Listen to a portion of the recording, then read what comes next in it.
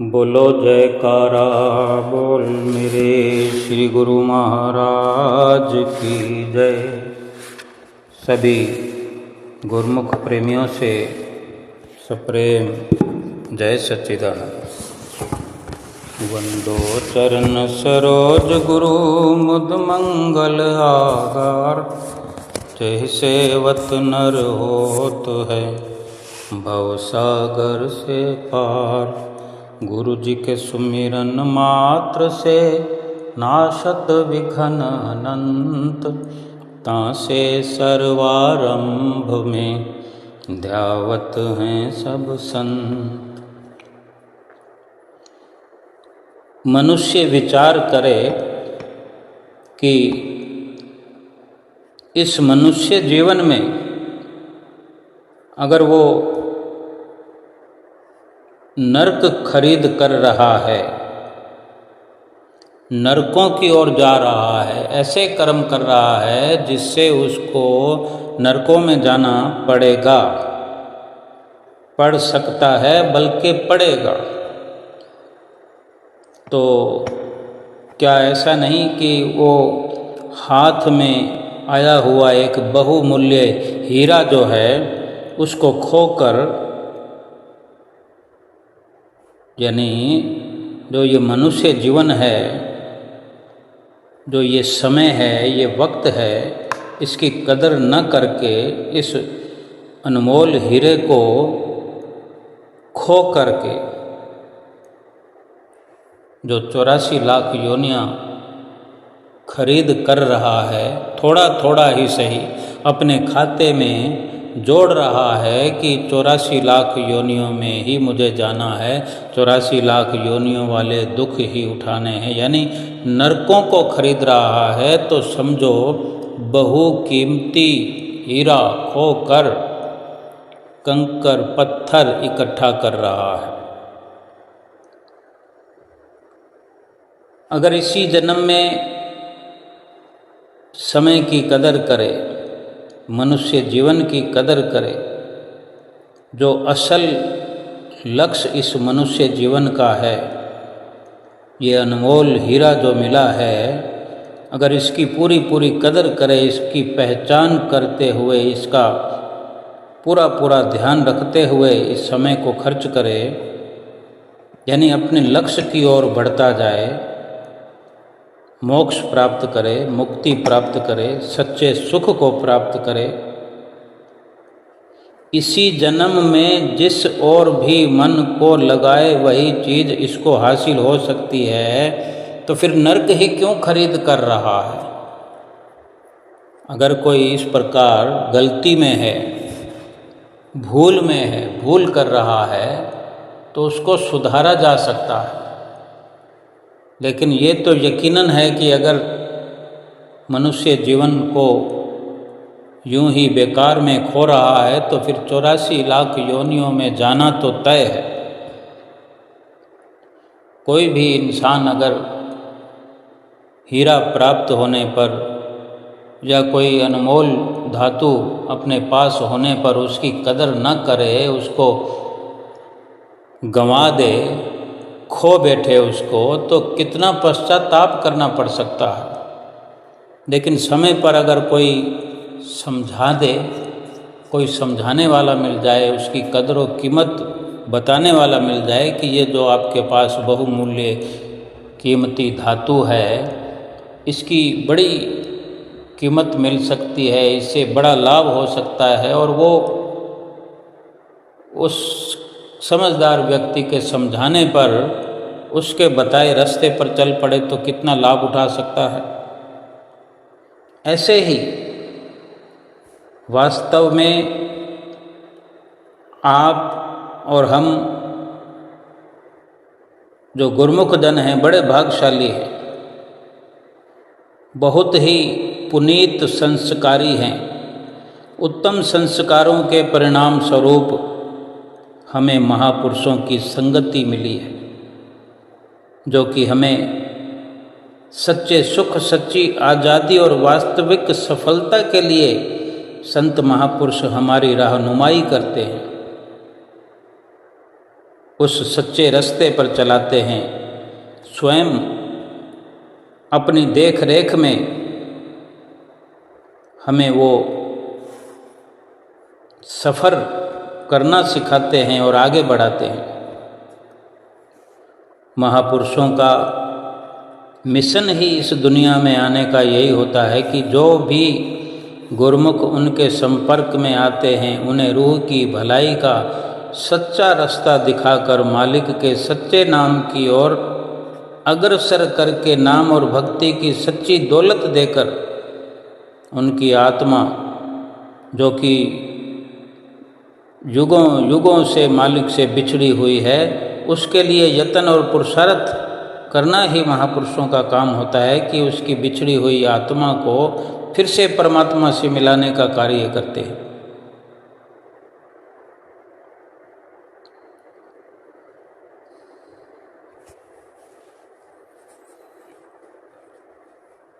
संसार में महापुरुष आते ही इसीलिए,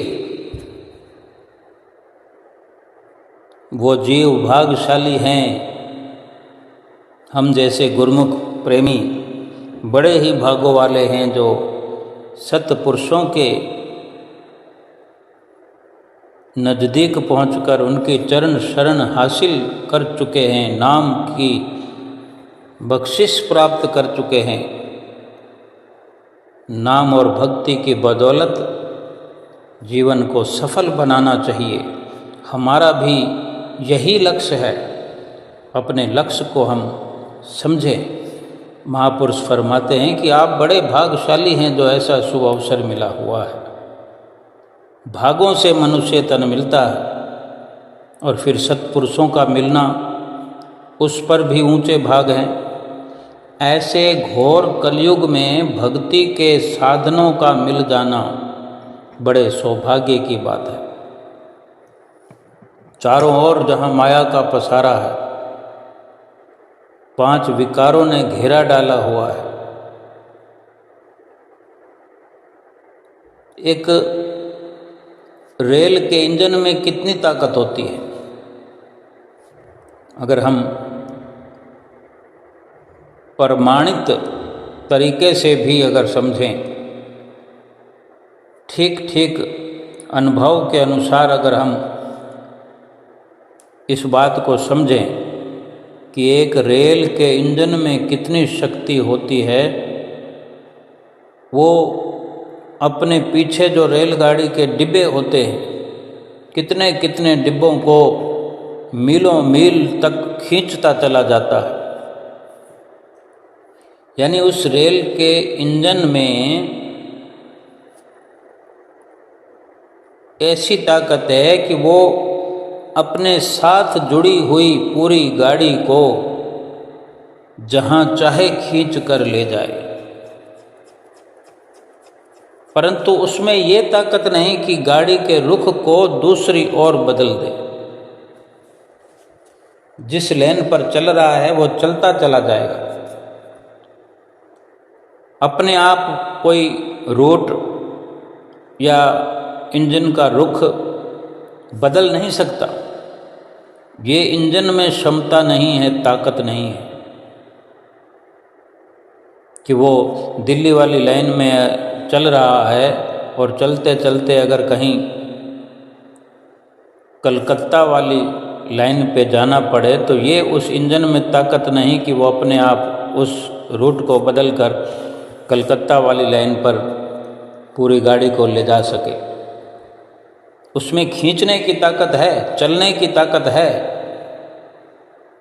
लेकिन उसके अंदर ये बदलाव लाने की ताकत नहीं है। दिल्ली वाली तरफ चल पड़ा है तो वो दिल्ली वाली तरफ ही चलता चला जाएगा। पर बदलाव लाने के लिए परंतु जब स्टेशन मास्टर उसका कांटा बदल देता है तो दिल्ली वाली गाड़ी कलकत्ता भी पहुंच जाती है। इंसान का मन जो काल माया के दबदबे में आया हुआ है, विषयों की ओर दौड़ रहा है, 84 लाख योनियों की ओर दौड़ रहा है, 84 लाख योनियों का मसाला इकट्ठा कर रहा है। यानी यही तो हुआ कि वो नरकों की ओर दौड़ रहा है। अगर 84 लाख योनियों का मसाला इकट्ठा कर रहा है, 84 लाख योनियों वाले कर्म कर रहा है, तो मानो नरकों की ओर 84 लाख योनियाँ ही तो नरक हैं, नरकों की ही तरफ दौड़ रहा है। अब अपने आप ये जीव इस राह पर जो मन और माया के दबाव में चल पड़ा है, तो अपने आप ये रास्ता नहीं बदल सकता, अपने मन का कांटा नहीं बदलता। समय के संत सतगुरु महापुरुष ही उस मन का कांटा बदल देते हैं। मन जो इस जीव को 84 और नरकों की ओर ले जा रहा था, संत सतगुरु की महापुरुषों की चरण शरण में आने से महापुरुष उसी मन का कांटा बदल देते हैं, उसका रुख भक्ति की ओर कर देते हैं, सच्चे मालिक की तरफ कर देते हैं। और ये जीव जो है भक्ति प्राप्त करने लगता है, परमात्मा के घर जाने वाला मसाला इकट्ठा करने लगता है, भक्ति का सरमाया एकत्र करने लगता है। फिर ये 84 लाख योनियों में जाने से बच जाता है। ऐसे घोर कलयुग में जो हमें भक्ति के साधन मिले हैं, हम भक्ति की कमाई करें। 5 चोरों ने, 5 विकारों ने घेरा डाला हुआ है। अक्सर जीव काम क्रोध लोभ मोह अहंकार की ओर जा रहे हैं, अपना जीवन बर्बादी की ओर ले जा रहे हैं। हमें गुरुमुखों को सतगुरु की शरण मिली है, ये दुर्लभ संजोग मिला है। जिनको भी गुरुमुखों को ऐसा दुर्लभ संजोग मिल गया है, ऐसा ऊंचा और सच्चा श्री आनंदपुर दरबार मिल गया और भक्ति के साधन प्राप्त हैं, इस घोर कलयुग में रहते हुए भी, घोर कलयुग में इस माया की नगरी में रहते हुए भी नरकों से छुटकारा प्राप्त किया जा सकता है और छुटकारा प्राप्त करना ही है। जीवन की सफलता प्राप्त करनी चाहिए, अपनी आत्मा को परमात्मा से मिलाकर जीवन में सच्चा सुख प्राप्त करना चाहिए। ये गुरुमुख प्रेमियों का परम सौभाग्य है, खुशकिस्मती है।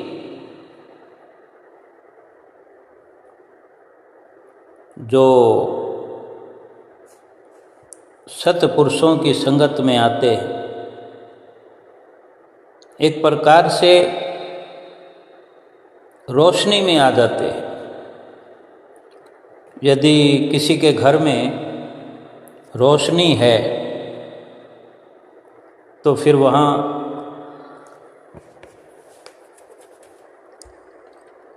चोर नहीं जाते, और अगर चौकीदार जाग रहा है तो चोर उधर झांकने की भी कोशिश नहीं करेंगे। एक तो रोशनी हो और वहाँ का चौकीदार या स्वयं अपना घर का मालिक जो है वो जाग रहा हो, सचेत हो, और चोरों को ये भनक लगे कि यहाँ मालिक जाग रहा है या चौकीदार यहाँ पर बैठा हुआ है, सजग है, वहाँ तो वो नज़र उठाकर भी देखने का प्रयास नहीं करेंगे। इसको ऐसे ही समझो कि ये जो मन है, ये मन हमारा घर है, और जो हमें सतगुरु रास्ता बताते हैं सुमिरन, सुमिरन जो है वो रोशनी है। और चोर कौन है? वो हमारे बुरे विचार, विकार, विचार और लगातार जब सुमरन हम करते हैं, सुमरन करते हुए चौकीदार जगा रहता है, यानी जो असल मालिक है ये जीवात्मा, सुमरन करने से जीवात्मा सचेत रहता है। भला वहाँ पर किसी भी प्रकार के चोर, विकारों रूपी चोर कैसे सेंध लगा सकते हैं, बल्कि वहाँ तो बुरे विचार उठ भी नहीं सकते जो कि इस जीव को कहीं बुरे रास्ते पर ले जाएं। ऐसा मुमकिन ही नहीं है। सुमिरन करना ही चौकीदार का जागना है, सचेत होना है, सजग होना है। इसीलिए सोते जागते लगातार सुमिरन चलते रहना चाहिए, ताकि कभी भूल से भी नकारात्मक सोच विचार, इस तरह के नकारात्मक चोरों का अंदर दाखिल होना भी मुमकिन ना हो। महापुरुष फरमाते हैं कि नाम को जपना छोड़ते ही क्यों हैं।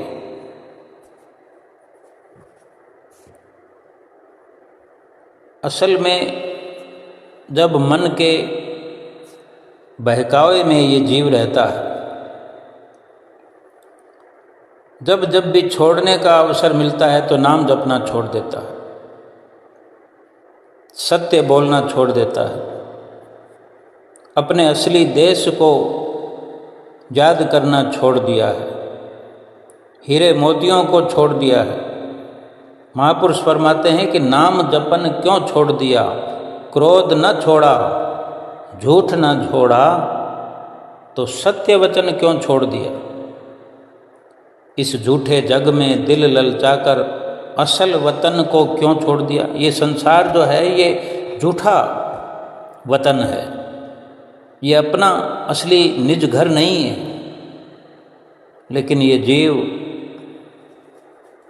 इस माया नगरी में आकर के अपने मन को इसमें फंसा बैठा है और अपने निज घर की याद भुला दी है इसने। जो श्वास मिले हैं हीरे लाल रत्नों की मानित, हीरे और मोतियों के समान जो लाल हैं, इनको भुला दिया है। और यहाँ की जो धन दौलत है झूठी, ये जो कौड़ियों के बराबर है, किसी भी प्रकार से जीवात्मा का भला नहीं है। इसको खूब संभाल रहा है और अनमोल श्वासों को यूं ही कचरे के डिब्बे में डालता जा रहा है, नाली में फेंकता जा रहा है, मिट्टी में मिलाता जा रहा है। एक एक श्वास जो बिना भजन सुमरन के जा रहे हैं वो यूं ही लुटा रहा है। उससे क्या मिलना है। इन श्वासों के बदले संसार का मोह खरीद रहा है, लोभ प्राप्त हो रहा है, लालच बढ़ रहा है, क्रोध बढ़ रहा है, अहंकार बढ़ रहा है, काम बढ़ रहा है। काम क्रोध लोभ मोह अहंकार को बढ़ाए जा रहा है और श्वासों को लुटाए जा रहा है।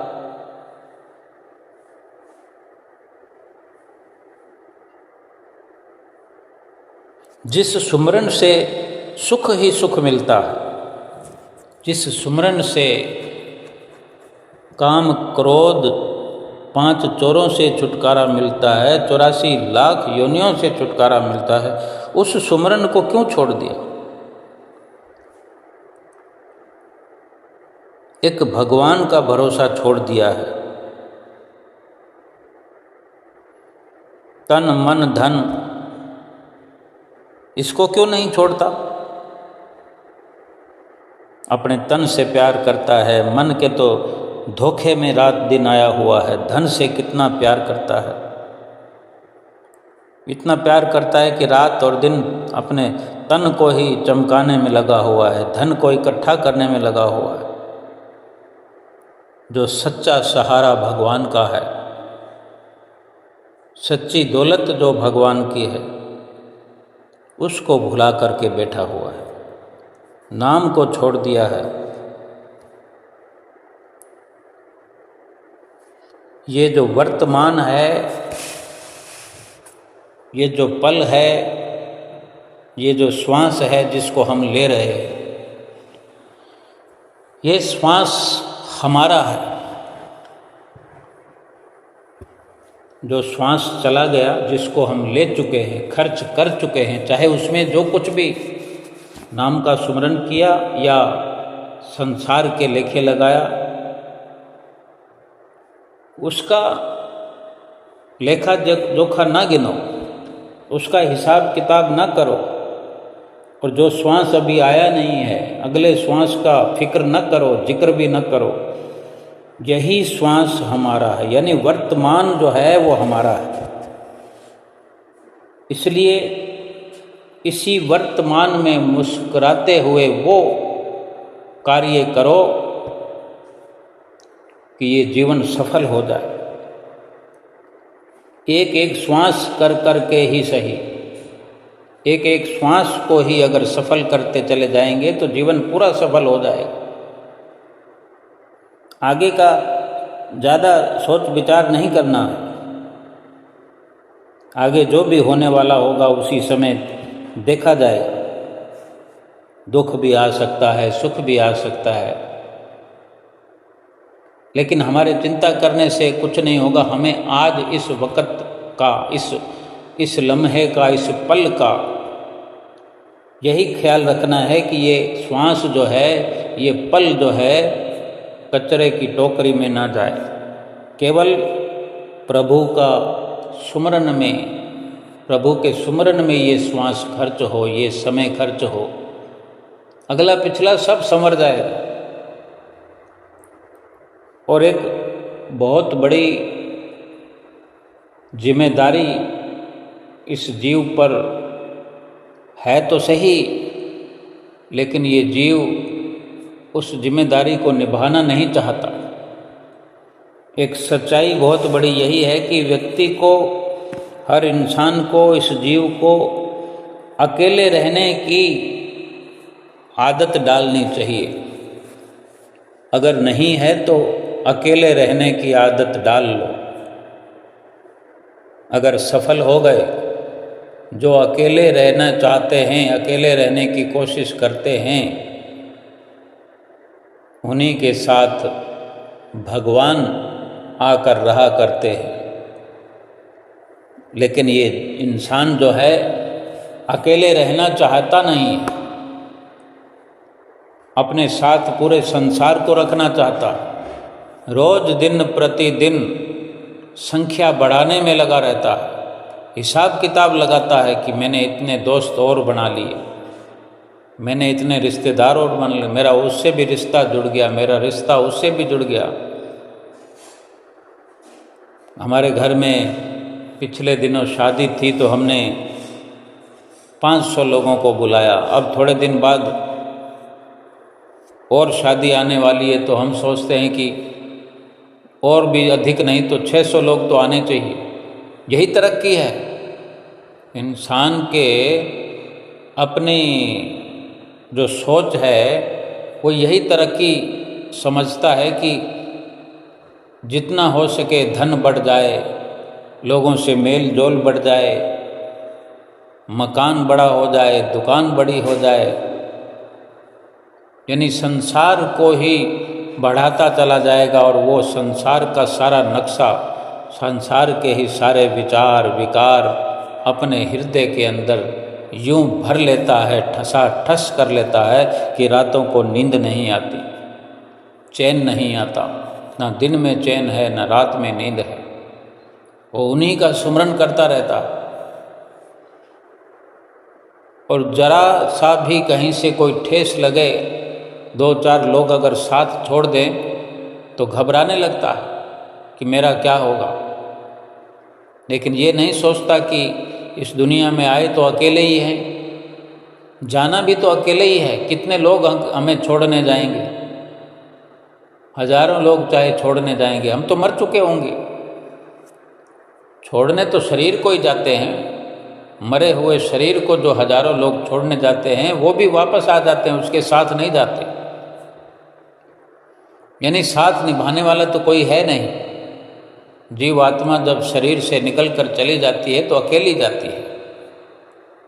जब इस दुनिया में आता है, भले ही परिवार के अंदर जन्म माता के गर्भ से लेता है, इस परिवार में उसका आना होता है, लेकिन इस संसार में तो अकेला ही आता है जीव, और उसी परिवार से जाता है। अंत समय उसी परिवार में रहते रहते ही जीवात्मा निकल जाती है तो वो शरीर पड़ा रह जाता है।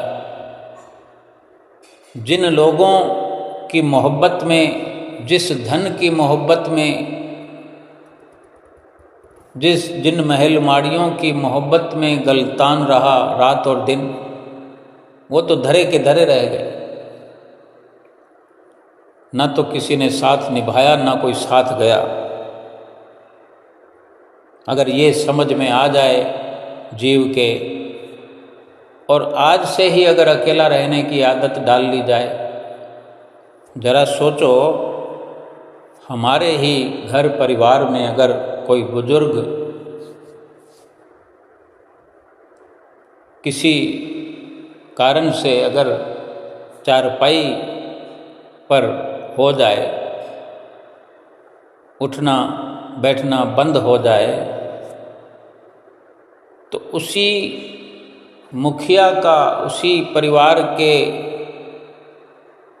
चलाने वाले का कल तक जो अनेक अनेक लोगों में जमावड़ा हुआ करता था, अनेक लोगों से मिलना जुलना होता था, अनेक लोगों से फ़ोन पर लंबी लंबी बातें हुआ करती थी, जरा ध्यान से विचार से समझने की कोशिश करें। धीरे धीरे धीरे धीरे सब छूटने लगेगा।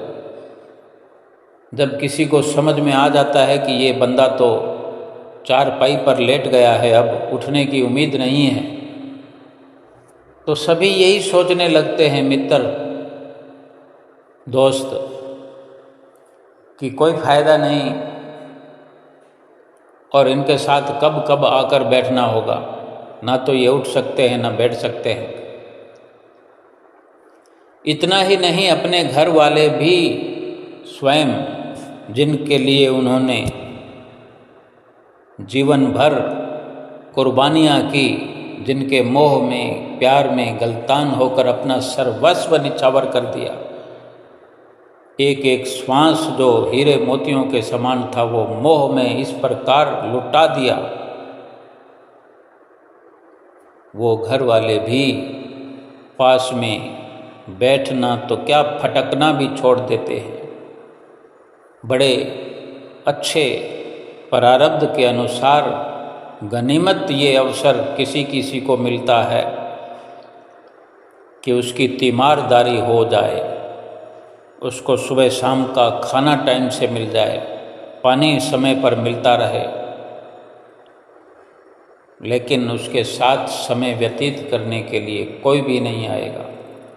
जो जितना अधिक नज़दीकी है वो भी साथ छोड़ जाएगा। बहुत से ऐसे प्रमाण हैं।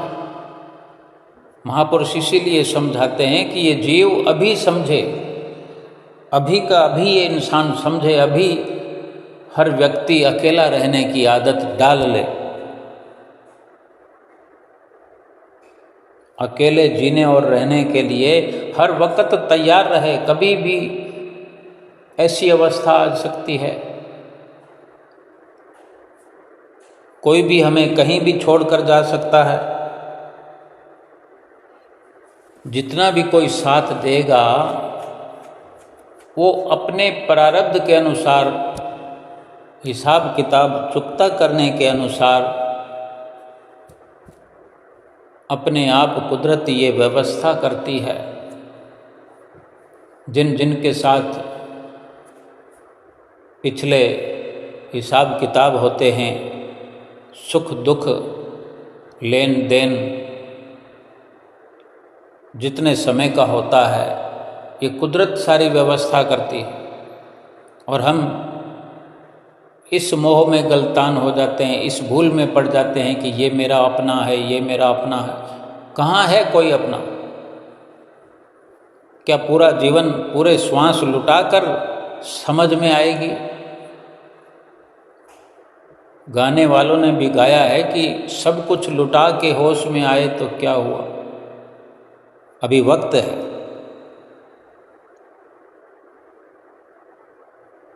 कोई ज़रूरी नहीं कि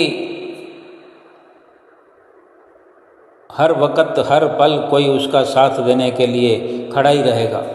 सब छूटते जाएंगे, अनेकों का साथ छूट चुका है। हर किसी के जीवन में अनेकों लोग छोड़कर चले गए हैं। इसी प्रकार जो आज साथ में हैं वो कल नहीं रहेंगे। और आज ये वर्तमान कहते हैं कि ऐसा चल रहा है जिसमें कोई भी कहीं पर भी अपनी सुविधा अनुसार आपको छोड़ देगा।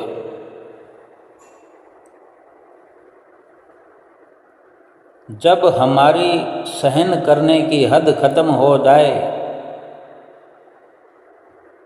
तब या तो अपनी बात कह देना या फिर वहाँ से चल देना। यानी समझने का भाव यह है कि जिस से भी हमारा संपर्क है, अनेक अनेक हम एक दूसरों के दिए हुए घाव अपने पर सहन करते चले जाते हैं। हद हो जाती है। लेकिन अगर ये बात हम समझ लें कि कोई भी कहीं पर भी साथ छोड़ देने वाला ही है, सभी ने, ये नहीं कि ये तो मेरा अपना है, कोई भी अपना नहीं है। कोई भी किंचित मात्र भी संसार में सच्चाई तो नाम की नहीं है। सच्चाई तो केवल मालिक के नाम में है। संसार में नाम भर की सच्चाई नहीं है, लेकिन मालिक के नाम में तो सच्चाई ही सच्चाई है। अगर संसार का भरोसा अभी हम तोड़ दें, संसार का झूठा प्यार अभी अपने अंदर से बाहर निकाल दें, झूठे संसार को संसार में पड़े रहने दें, अपने दिल में न बसाएं, दिल को खाली करें, क्योंकि ये भगवान का घर है, मंदिर है, सतगुरु का आसन है। यहाँ पर ये दिल ही मस्कन गुरु का है और गुरु ही इसका मालिक है। ख्याल गैर हुआ दाखिल तो दर्शन हो नहीं सकता। हर इंसान चाहता है कि मैं भगवान को प्राप्त करूं, मैं भक्ति को प्राप्त करूं, मैं भगवान को जाकर मुंह दिखाऊं। 84 लाख योनियों में हर कोई चाहता है कि मुझे न जाना पड़े, लेकिन कार्य सब उसी प्रकार के इंसान कर रहा है कि ना तो भक्ति कर रहा है, ना भगवान वाले रास्ते पर चल रहा है, और 84 लाख योनियों वाले पशु तुल्य कार्य कर रहा है, पशुओं की तरह कर्म कर रहा है, पशुओं से भी आगे निकल गया है। पशुओं की अगर तारीफ करें तो पशुओं के जीते जी भी उनके जीवन से, उनके शरीर से अनेक अनेक लाभ इस इंसान को होते हैं। मर जाने पर भी उन जीव जंतुओं को, पशुओं के ऐसे ऐसे शरीर के अंग अवशेष होते हैं जो ये इंसान उनसे लाभ प्राप्त करता है। लेकिन इंसान के शरीर का क्या लाभ किसी को होता है? ये इंसान मर जाए तो क्या लाभ प्राप्त किया जा सकता? किसी को क्षणिक खुशी भी नहीं मिलती। अगर मिलती होती तो मर जाने के बाद क्यों उसको जल्दी उठाओ, जल्दी उठाओ, जल्दी निकालो, बदबू फैल रही है। किसी अंग का कुछ नहीं मिलता और इंसान गलत फहमी में जी रहा है, भुलेखे में जी रहा है। महापुरुषों का हमारे जीवन में आना, उनकी संगत हमें मिलना और हम फिर भी गफलत करें, लापरवाही करें। गुरुमहिमा में अनेकों बार हमने गाया है, वेद शास्त्र और भागवत गीता पढ़े जो कोय, तीन काल संतुष्ट मन बिन गुरु कृपा न होए। कि अगर वेद शास्त्र भी पढ़ लें, गीता भी पढ़ लें, तो भी 3 काल तक ये मन सतगुरु की कृपा के बिना संतुष्ट नहीं हो सकता। और कहाँ हम पशुओं जैसे कार्य कर रहे हैं, संसार से मोह करके, दुनिया से मोह करके, धन से मोह करके, लोभ करके, इस धन के लिए लड़ाई झगड़े, मार कुटाई, नफरत, ईर्ष्या, द्वेष। संसार में जो कुछ भी है सब झूठा है और इसी झूठी रचना के लिए इंसान अपना ये लोक और परलोक दोनों बिगाड़ने में लगा हुआ है। अगर ये लोक अगर नहीं संवरा तो परलोक भी नहीं संवरेगा। अगर परलोक संवारने की कोशिश करता है इंसान तो ये लोक अपने आप संवर जाता है। जिसको आगे चल कर के परमात्मा की चरण शरण मिलती है, परमात्मा की गोद मिलती है, जिस आत्मा को परमात्मा से मिलने का अवसर मिल जाता है, तो वो समझो वो निशान, वो पद चिन्ह यहीं से दिखाई देना शुरू हो जाता है, उसका असर यहीं से प्राप्त होता है। आत्मा को परमात्मा से मिलने में जो सुख प्राप्त होता है, जो सुख मिलना है, जो शाश्वत सुख की प्राप्ति इस जीव को होने वाली है आत्मा से परमात्मा को मिलाने में, उसकी झलक इसी जीवन में मिलती है। जीते जी जो मोक्ष की बात करते हैं, मुक्ति की बात करते हैं, वो मुक्ति कोई मरने के बाद नहीं मिलती, वो अभी नजर आएगी। जब परमार्थिक विद्या को हम समझेंगे, अमल करेंगे। परमार्थिक विद्या के आगे संसार की सभी विद्याएं तुच्छ हैं। ये विद्या आत्मा को परमात्मा से मिलाने वाली है। जो सतगुरु हमें रास्ता बताते हैं, जो सतगुरु शिक्षा प्रदान करते हैं, जो 5 नियमों की पालना के लिए रात और दिन हमें समझाते हैं, इससे आत्मा और परमात्मा का मेल होने वाला। जो 2 घंटे भजन अभ्यास रोज हमें चिता चिता कर कहते हैं, सचेत करते हैं, जगाते हैं मोह की नींद से कि गुरुमुखो जाग जाओ, मोह की निद्रा से जागो और भजन करो, सुमरन करो। ये आत्मा को परमात्मा से मिलाने वाला रास्ता है। और अगर इंसान केवल संसार की विद्याएं पढ़ता रहे या वेद शास्त्र भी पढ़ता रहे, गीता पढ़ता रहे, सुनता रहे, सुमरन ना करे, सेवा ना करे, सतगुरु की शरण हासिल ना करे, तो उसका अहंकार कैसे मिटेगा? काम क्रोध लोभ मोह अहंकार से छुट्टी कैसे होगी? सतगुरु की शरण आए बिना काम क्रोध लोभ मोह अहंकार से छुटकारा नहीं पाया जा सकता।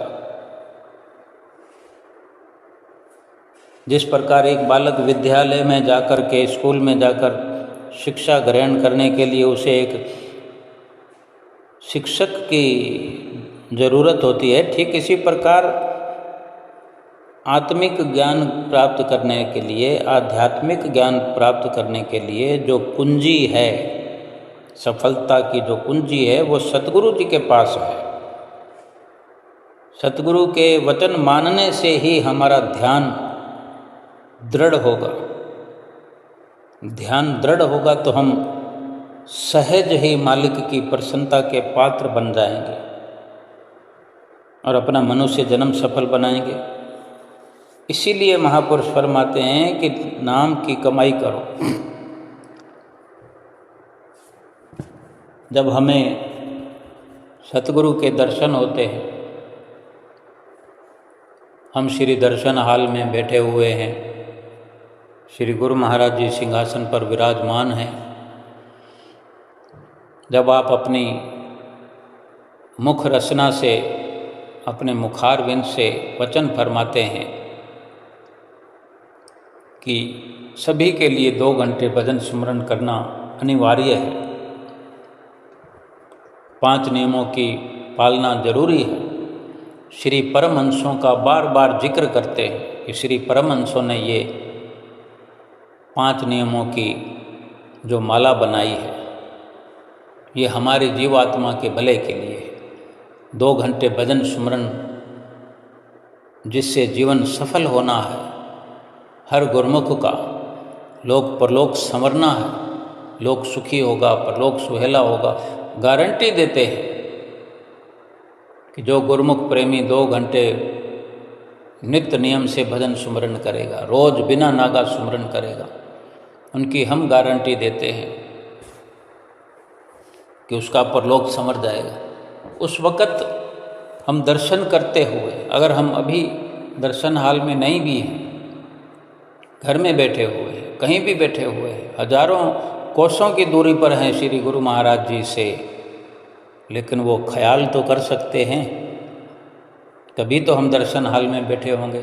चलो कुटिया में तो हम जाया ही करते हैं, कुटिया में भी श्री परमहंस विराजमान हैं, 6 पातशाही सिंहासन पर विराजमान होते, वहाँ पर उनको हाजिर नाजिर मान करके, उनके साथ अपना सच्चा हार्दिक संबंध जोड़ करके, जो वहाँ सत्संग नित्य प्रति होता है तो उसमें भी 5 नियमों की पालना और 2 घंटे भजन सुमरन अवश्य बताया जाता है, जरूरी है, सबके लिए सुनाया जाता है। वहाँ बैठकर या श्री दर्शन हाल में बैठकर जब श्री गुरु महाराज जी वचन सुनाते, उस वक़्त विचार करें अपने अंदर कि हमसे क्या मांग रहे हैं श्री गुरु महाराज जी। हमारा जन्म सफल करने के लिए, 84 लाख योनियों से बचाने के लिए, छुड़ाने के लिए, जीवात्मा का कल्याण करने के लिए, आत्मा को परमात्मा से मिलाने के लिए क्या कुछ मांग रहे हैं हमसे। क्यों वे इतने हमें चिंतातुर अवस्था में होकर वचन फरमाते हैं। उस वक़्त हम ठीक से विचार करें कि श्री गुरु महाराज जी को हमारी कितनी चिंता होती है, कितनी चिंता भरे स्वर में वो हमें समझाते हैं प्यार से। वो चाहते हैं कि हम सुख स्वरूप हो जाए, हम जीवात्मा रूप से, हम जो असल में जीवात्मा हैं, जीवात्मा सत्य स्वरूप है, वो दुखी नहीं है, उसको कोई दुख सुख नहीं व्यापता, वो अजर अमर है, कोई मरने मिटने वाली नहीं है, वो नाश होने वाली नहीं, अविनाशी है, अजर अमर है। लेकिन योनि दर योनि भटकते भटकते हुए इस मनुष्य योनि में आई है। फिर हम ये क्या कर रहे हैं जो फिर 84 लाख योनियों में अगर चली जाए भटकने के लिए, कोई सुख थोड़ी रखा हुआ है। हम अगर दुखी हो रहे हैं, हमारे साथ कोई मित्र है, हमारा कहीं किसी से झगड़ा हो जाता है, हाथापाई हमारी हो जाती है, हमारा मित्र बीच बचाव करेगा तो उसको भी एक आधा थप्पड़ मुक्का लग सकता है, जबकि वो केवल साथ है। तो ये जीव आत्मा भी जो शरीर धारण करेगी और ये जीव जो कर्म करेगा, उन कर्मों के जब परिणाम भुगतान करेगा तो जीव आत्मा को त्रासनाएं तो सहनी पड़ेगी। यातनाएं झेलनी पड़ेगी, दुखी होना पड़ेगा, क्योंकि शरीर के साथ जो है, शरीर धारण करके आया है जीवात्मा, वो वास्तव में सुख स्वरूप है, लेकिन शरीर करके उस पर भी असर आता है। और इसी को हमेशा हमेशा के लिए छुटकारा दिलाने के लिए हमें बार बार श्री गुरु महाराज जी समझाते हैं। जितनी रचना श्री दरबार में रचाई गई है, किस लिए? क्या श्री गुरु महाराज जी ने कोई अपना परिवार बना रखा है, कोई बिजनेस बना रखा है? सभी कुछ हमारे लिए ही तो है। कोई कहने को कह सकता है कि इतना रुपया भेंटा करते हैं, अगर हम ना करें तो क्या हमें लंगर में खाना नहीं मिलता? वहाँ पर ठंडा ठंडा पानी नहीं मिलता? कमरे में जगह नहीं मिलती? पंखा नहीं मिलता? प्रयागधाम से उरली के लिए बस जाती है स्टेशन के लिए, आनंदपुर से अशोकनगर के लिए बस जाती है, उसमें क्या जाने की छूट नहीं मिलेगी अगर हम कुछ भी सेवा भेंटा पूजा नहीं करेंगे तो? सबके लिए बराबर है। और रेलगाड़ी का टिकट तो चाहे जितना मर्जी गुरु महाराज जी को भेंटा पूजा करे, रेल की टिकट तो उसको भी लगती है, और जो कुछ भी भेंटा पूजा ना करे उसको भी रेल की टिकट लगती है। और जो श्री गुरु महाराज जी की तरफ से जो निःशुल्क व्यवस्था है वो सबके लिए है, आम खास के लिए, सबके लिए, किसी के लिए कोई भेदभाव नहीं। और ये जो नाम और सुमरन की कमाई के लिए बार बार जो चिता रहे हैं संत महापुरुष, श्री गुरु महाराज जी हमें रात और दिन याद दिला रहे हैं, इसकी कोई फीस नहीं है, ये निःशुल्क समझा रहे हैं। सतगुरु का आना केवल हमारे लिए, संत रूप में आना, नर रूप में आना, स्वयं पार ब्रह्म परमेश्वर होकर हमारे लिए इस धराधाम पर मनुष्य चोला पहन करके आते हैं और हमारे बीच में रहते हैं, हमारे साथ रहते हैं। ये कितने बड़े हमारे उत्तम भाग हैं।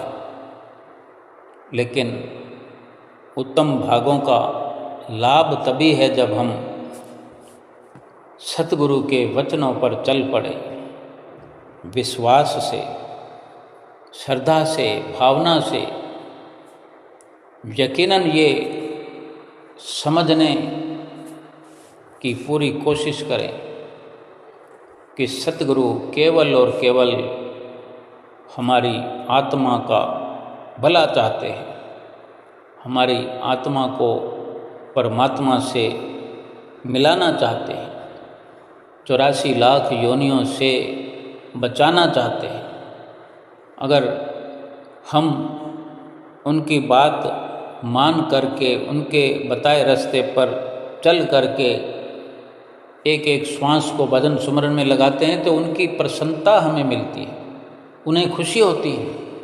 और उन्हें खुशी होती है हमें सही रास्ते पर चलते हुए देखकर, तो परमात्मा भी, परमेश्वर भी हम पर प्रसन्न हो जाते हैं और आत्मा के लिए परमात्मा से मिलने का रास्ता खुल जाता है और आत्मा परमात्मा से सदा सदा के लिए एकाकार हो जाती है। युगों युगों से भटकती हुई आत्मा अपने निज घर में वापस पहुंच जाती है और फिर कभी आत्मा को किसी शरीर में जन्म नहीं लेना पड़ता, सब दुखों से छुटकारा हो जाता है और सुख स्वरूप आत्मा अपने सुख स्वरूप भंडार में पहुंच करके सभी दुखों से आज़ाद हो जाती है। बोलो जयकारा बोल मेरे श्री गुरु महाराज की जय।